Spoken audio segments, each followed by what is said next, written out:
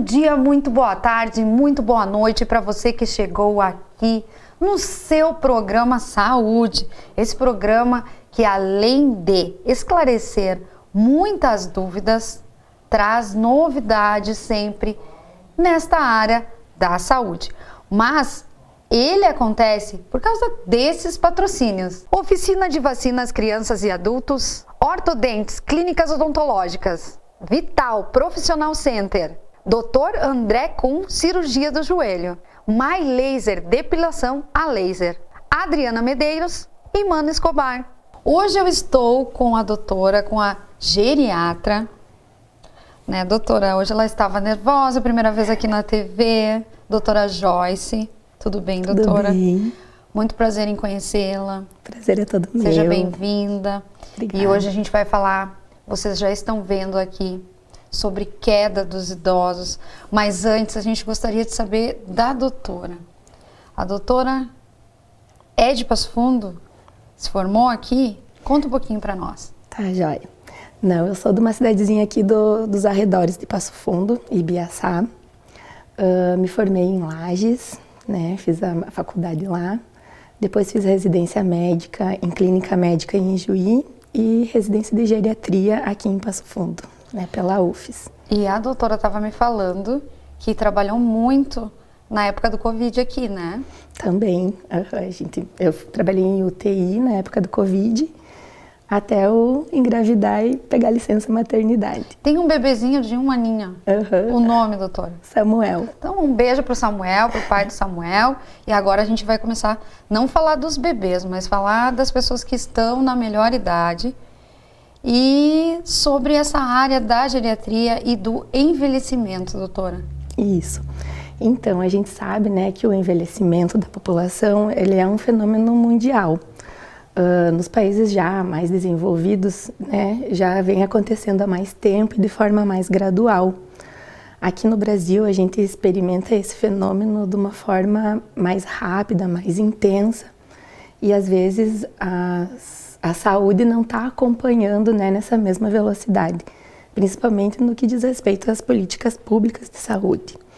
Então, a gente tem que fazer a nossa gestão pessoal de um envelhecer bem, de um envelhecer com saúde, né? Eu acho que é importante isso. Dois lados, né? Porque o pessoal também está idoso, eu digo que não é mais a partir dos 60, já vai além. Mas uns se cuidam, outros não se cuidam. Isso. O que a senhora mais atende? Eu, infelizmente, atendo mais aqueles que não se cuidam, né? Infelizmente, hoje, a gente tem essa mentalidade de buscar o atendimento médico quando a gente já tem um problema, e bem grave, né? Se a gente tiver essa mentalidade de pensar em envelhecer com saúde e pensar em prevenção, então, acredito que essa fase da vida, que é belíssima, mas também é cheia de complicações, né? Vai ficar bem mais fácil. Não acha que um pouco ainda é tabu da pessoa se dizer, eu tô ficando velha, tô idoso, mas eu não vou no geriatra, ainda não preciso ir no geriatra. Quando certeza. Procurar o geriatra? Justamente, a gente pode procurar o geriatra quando a gente sentir essa necessidade, quando a gente entender sobre planejar o envelhecimento, né? A partir de que idade já? Pra gente já ir ligando, acendendo... 40 anos. Com 40 anos, tu já não pensa, como é que vai ser daqui 20 anos, daqui 30 anos. A gente pode melhorar a nossa saúde, né? Fazendo atividade física, tendo uma alimentação adequada, né? Prevenindo doenças, né, de origem familiar, desde muito cedo, né? É como a gente planejar uma viagem que é muito, digamos assim, tu precisa fazer uma viagem para o deserto, tá? Um lugar muito inóspito, e tu tem que fazer isso, mas tu tem tempo de se planejar.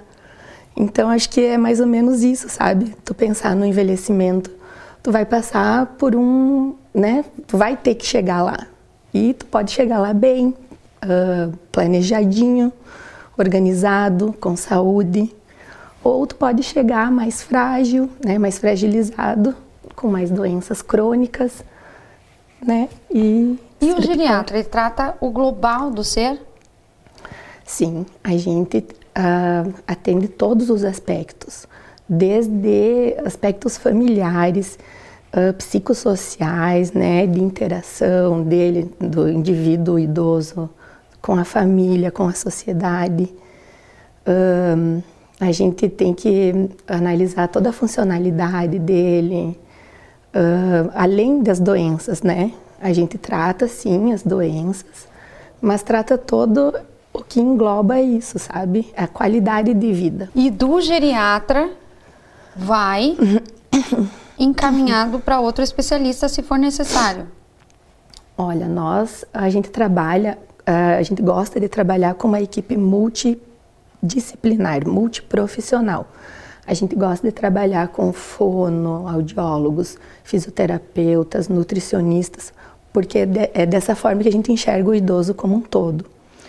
E também com as demais especialidades da nossa área, né, dos colegas médicos. Então, né, com cardiologistas, quando precisa de um nefrologista, a gente encaminha para o nefro, quando precisa de um neurologista, a gente encaminha, né? Então, a gente dá essa organizada na vida do idoso, mas sempre a gente busca interação com todas as áreas. A gente vai falar bastante no segundo bloco sobre as quedas. Mas para a gente já fazer uma introdução, essas quedas começam a acontecer mais ou menos em alguma idade? Tem uma faixa etária? É que assim, ó, com o envelhecimento, a gente vão ocorrendo também as doenças crônicas, né, que vão se acumulando. Então, as mais comuns são hipertensão arterial, diabetes mellitus, doenças osteomusculares como osteoporose, artrites, artroses, doenças neurodegenerativas, depressão, né? Então, essas doenças vão se acumulando e vão deixando o idoso mais frágil. E todas essas doenças necessitam de tratamento. E esses tratamentos todos podem fazer interação medicamentosa e tudo isso vai aumentando o risco de quedas. A gente vai aprofundar a questão de quedas agora no segundo bloco. Fica aí!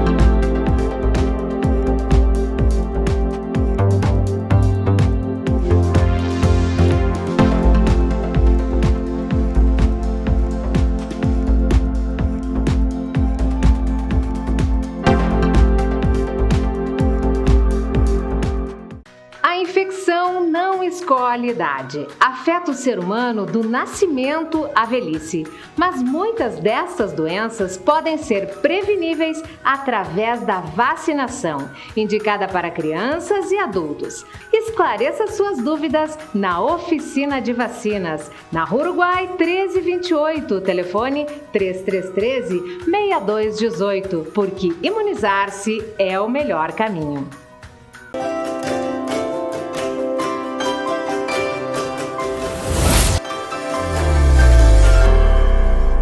Voltamos com o seu programa Saúde, hoje com a doutora Joyce, geriatra, falando sobre a geriatria, envelhecer bem e também no detalhe que é o principal hoje, que é a temática, sobre a queda dos idosos. Primeiro bloco, a senhora já deu umas pitadinhas no final sobre o que pode levar a causar esses tombos, não é? Isso. Vamos lá, doutora? Isso. Então, como eu falei, né, com o envelhecimento, vão acumulando essas doenças crônicas. Se essas doenças crônicas não estiverem muito bem manejadas, muito bem compensadas, elas podem se tornar um risco para quedas. E também os tratamentos, né? Algumas interações medicamentosas, tem idosos que tomam muitos remédios, né, por dia. Então, pode ocorrer interações medicamentosas, alguns medicamentos podem não ser apropriados para o idoso. A gente nota que às vezes alguns carregam uma frasqueira só de remédio, né? Isso. E daí também pode ser motivo de quedas, tá? Alguns fatores ambientais, não, antes disso, déficits sensoriais, como diminuição da visão, diminuição da audição e da propriocepção, também levam a ser um risco de quedas. Porque a gente tem equilíbrio através desses sentidos, não é? Sim, e a audição, inclusive. E fatores ambientais, então, também, como, né, o ambiente de casa, não ter desníveis entre os cômodos da casa, né? Às vezes é comum ter alguns degraus entre o banheiro e o corredor, entre a sala e a cozinha. Isso para o idoso é bem complicado, né? Ele pode tropeçar e cair. Tapetes que não estejam bem aderidos, né, à superfície do chão também é uma causa que eles podem tropeçar. São armadilhas. São armadilhas. Assim como uso inadequado de calçados, né, que não estejam bem firmes no pé. A iluminação, principalmente quando eles vão levantar de madrugada, que eles vão muito ao banheiro, né, também é uma causa de quedas. E o porquê que é importante a gente falar de quedas, né, nessa idade? Porque eles, como são mais fragilizados por todas essas doenças crônicas, pode levar a condições mais graves, né? Por exemplo, as fraturas, né? As mais comuns, então, é a fratura do rádio distal, né? Que é o punho. Quando o idoso tenta se defender, acaba quebrando o punho. Mas essa fratura não é tão perigosa quanto a fratura do quadril, né? A fratura do fêmur. Que daí essa sim, ela deixa o idoso numa condição de imobilidade. E normalmente, em 97% dos casos, essa condição é cirúrgica. Então, eles ficam acamados até conseguirem a cirurgia. Muitas vezes a cirurgia pode demorar dias, né? E nesses dias eles vão perdendo, pode acontecer muitas intercorrências, infecções, né? E quando finalmente conseguem fazer a cirurgia, mesmo assim, depois é uma luta, né? Porque alguns deles, ou a maioria, não vão nem conseguir voltar àquela funcionalidade prévia que eles tinham, né? Se era, de repente, um idoso já mais frágil, que já conseguia se movimentar em casa, né? Fazer as suas coisinhas, pode ser que ele fique um pouco mais dependente, né? E idosos que eram melhores, assim, que conseguiam sair de casa, fazer compras, pegar ônibus, dirigir, também vão ter perdas, né? Então, por isso a importância da prevenção dessa condição. Já ouvi falar também que é uma armadilha ter os nossos bichinhos, os nossos pets, que às vezes são maiores do que a gente, e às vezes até os pequenininhos, questão de causar queda sem querer, claro, no momento de levar para passear. Já teve casos, doutora? Tive, mas é uma exceção da regra, tá? Realmente o mais importante é esses outros cuidados com a casa, com o ambiente e com a nossa saúde, né? E, doutora, morar sozinho, né? Porque tu vai envelhecendo e tu quer manter a tua individualidade. Como lidar com isso quando você não consegue mais seguir a vida totalmente sozinha? Certo. Então... Daí tem algo que para se pensar, não é fácil. certeza. Tem o psicológico da pessoa e da família também, né? Com certeza. A gente vê idosos muito independentes, né? Que tiveram uma vida inteira muito independentes.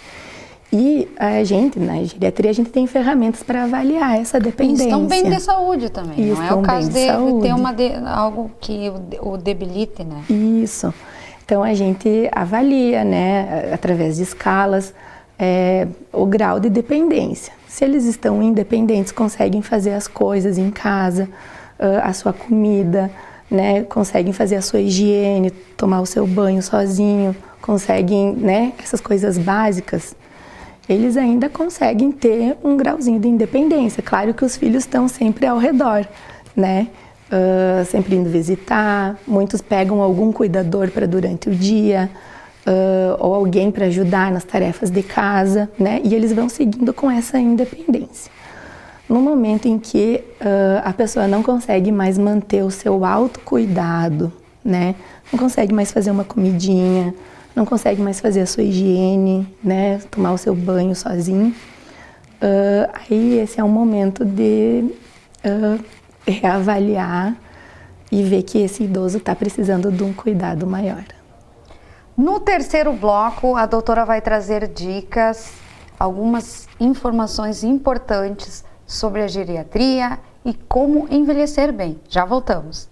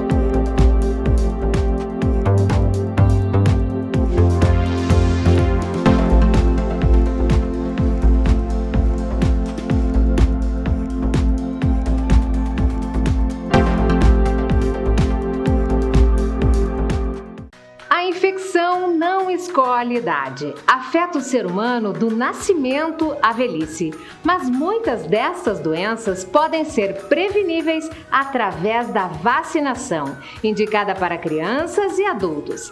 Esclareça suas dúvidas na Oficina de Vacinas, na Rua Uruguai 1328, telefone 3313-6218, porque imunizar-se é o melhor caminho.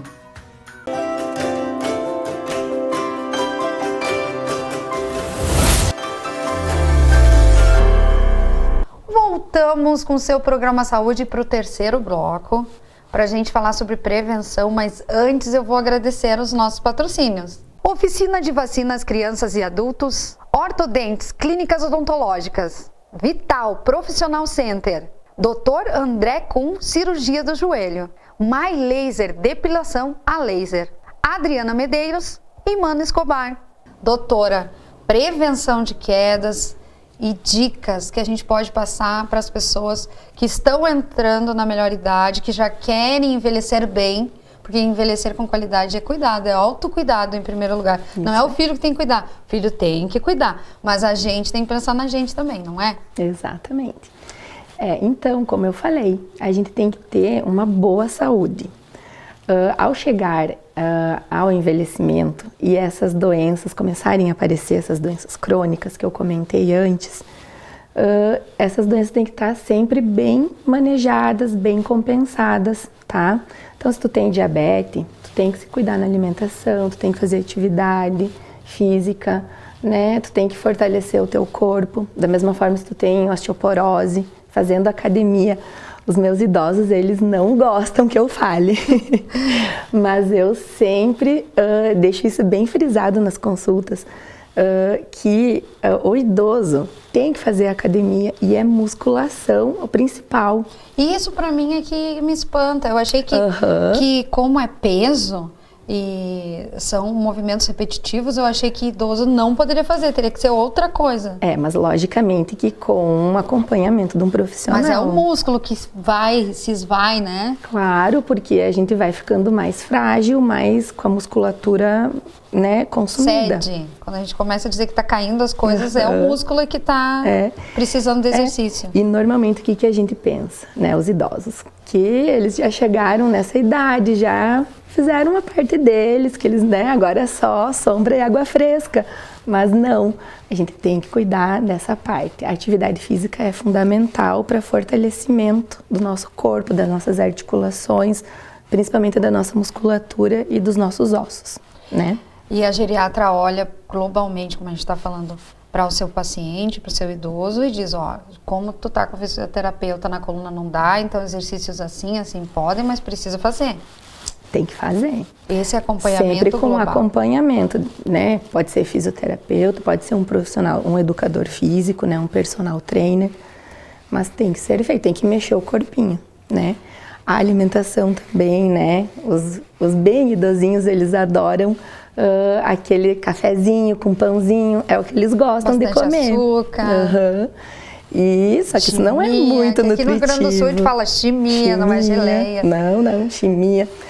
Mas não é tão nutritivo, então tem que ter um acompanhamento nutricional, né, para se nutrir de coisas boas, para fortalecer também. Porque não é fácil, né, doutora? Porque a gente vai ficando mais velha, a cabeça da gente é a mesma e o corpo tá diferente. E aí, deu parte psicológica para entender isso. Exato.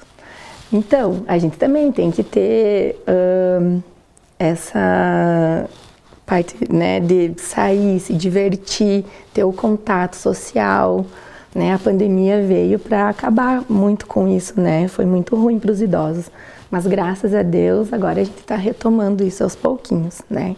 Então tem que ter esse contato social, sair, se divertir, participar da família, participar da comunidade, né? Para ficar tudo em equilíbrio, né? A cabeça e o corpo. E um espaço melhor em casa, pensar mais nos móveis, no planejamento da organização do lar também, a senhora dá uma olhada nisso? Com certeza, isso que eu falei, né, nos riscos de quedas, então a gente tem que planejar. Se tiver como, né, evitar esses desníveis em casa, se tiver como, uma coisa mais fácil é eliminar os tapetes, ou tapetes bem aderidos, melhorar a iluminação, né? Tem uma maneira fácil de quando o idoso vai se acordar e se levantar para ir ao banheiro, uma maneira fácil de ligar uma luzinha, né, para ele. Isso. Pegadores, né, no banheiro principalmente. Essa parte da prevenção. E aí quando ocorre a queda, doutora? Isso. Dicas? Isso. Quando já ocorreu a queda e, por exemplo, você fraturou o quadril, que é uma situação mais grave, a reabilitação é importantíssimo, tá? Então, aí sim que vai ser importante a fisioterapia e, aos pouquinhos, a atividade física voltando ao normal, tá? Muitos dos idosos não voltam à funcionalidade prévia, tá? E por isso que chega ali bem importante essa parte multiprofissional da fisioterapia, da nutrição, né? E do educador físico.